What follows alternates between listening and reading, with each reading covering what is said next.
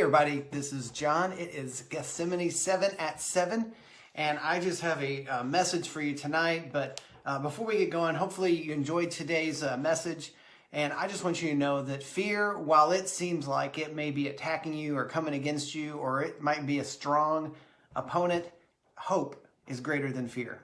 And I tell you what, once you get into the Word of God and you start seeing the things that God has in store for you, the promises that He has, then that's going to make fear just go away. It evaporates, because once you have that confidence that when you ask God something and when you go to God about something, He hears you and He's there for you and He will just be with you. So, I want to take just a minute here before just get into the main thing, just to remind everybody about Monday night. We have prayer at 6:30.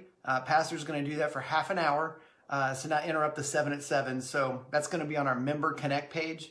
And then the 7 at 7 is going to be on this page right here that you're watching. So I just wanted to say welcome to all those who are watching now and who will be watching. Hopefully this is a message that will help keep you at peace in the storm. So in John 14:27, Jesus says, "Peace I leave with you. My peace I give you." And notice that He says, "I give it to you." It's not something that He's saying, my peace is something you have to earn. He gives you His peace. And He says, "Not as the world gives, do I give it to you. Let not your heart be troubled, neither let it be afraid." You know, if God or Jesus, same thing, but if they tell you not to be afraid, then they must have given us the power to do that. Because otherwise they would be unjust in that request or that statement. Because if they say, "Do not be afraid," but then they leave it where there's no way for you to not be, then that would not be right. So they've given us the power to not be afraid. They've given us the power to not let our hearts be troubled. And that heart, it's really talking about your core beliefs. Like, don't let your beliefs be troubled by what's going on around you.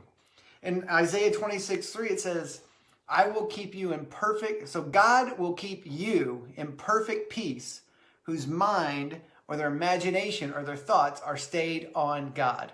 I'm telling you what, it is an important aspect of our life to keep our eyes, our mind, our heart, our imagination, our thoughts all stayed on God.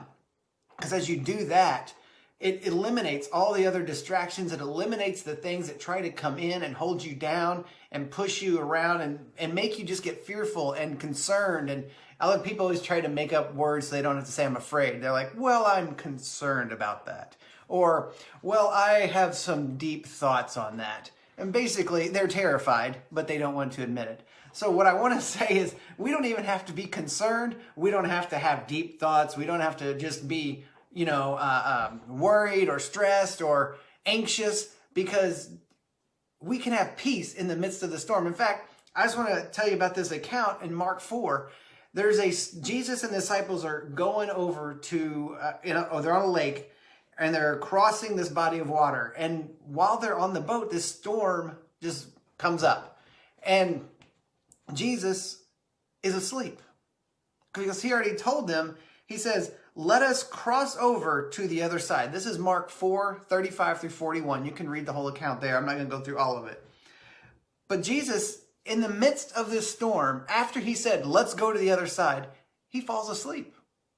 The disciples are panicked. They're fearful. They have some concern about what's going on. They have some deep thoughts. They're thinking about what we need to do. And Jesus is just asleep. So why can Jesus just be totally at peace? Because he already knows what God has told him.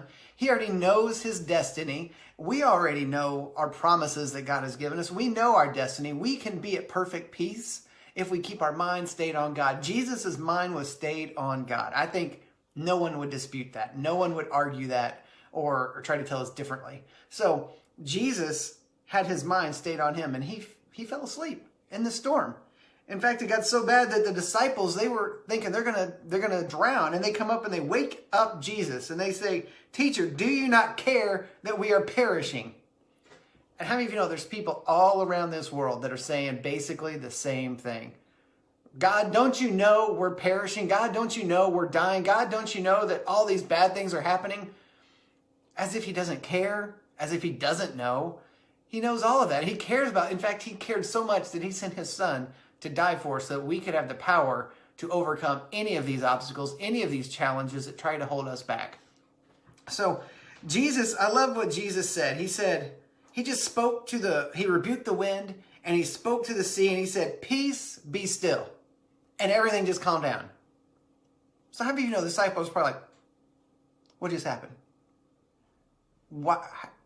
Did you see what he just did? And Jesus looked at him and was like, why are you so fearful? How is it that you have no faith? I'm telling you what, that is a challenge for all of us. When we get in situations, I think sometimes we're just like the disciples.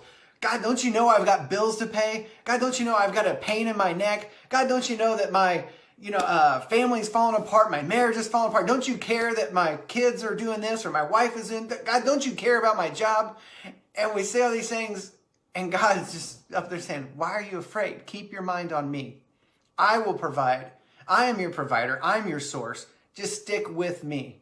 And it's so funny because in Mark 6:50 through 52, I feel like this is like take two for the disciples. Jesus says, go to the other side. And this is right after he feeds the 5,000. He sends them on a boat to the other side. A storm comes up. They're again panicking, freaking out. And all of a sudden they see Jesus. Jesus walks up to the boat with them. And he gets in there and they're all panicked. And they saw him on the sea. And this is verse 50 of chapter 6 of Mark. And they're panicked. But they see him and they think it's a ghost and they cry out. And for they all saw him and were troubled. But immediately Jesus talked with them and said to them, be of good cheer, it is I, do not be afraid. I think a common message you see throughout the Gospels is Jesus telling people, do not be afraid, believe. Do not be afraid, have faith. Do not be afraid, just focus on God. And it's funny because he went up, he got into the boat. It says they were all greatly amazed and marveled. And then it says they didn't understand. He just did the miracle where he told the winds and the waves to cease, and it did. He just fed 5,000 from a little bit of fish and a few loaves. He did all of that. And then they come into this situation where they panicked again and they got fearful. And it says in verse 52, for they had not understood about the loaves because of their hardened heart. I'm telling you what, if we get fearful and we're not trusting in God, that's a sign of a hardened heart towards God.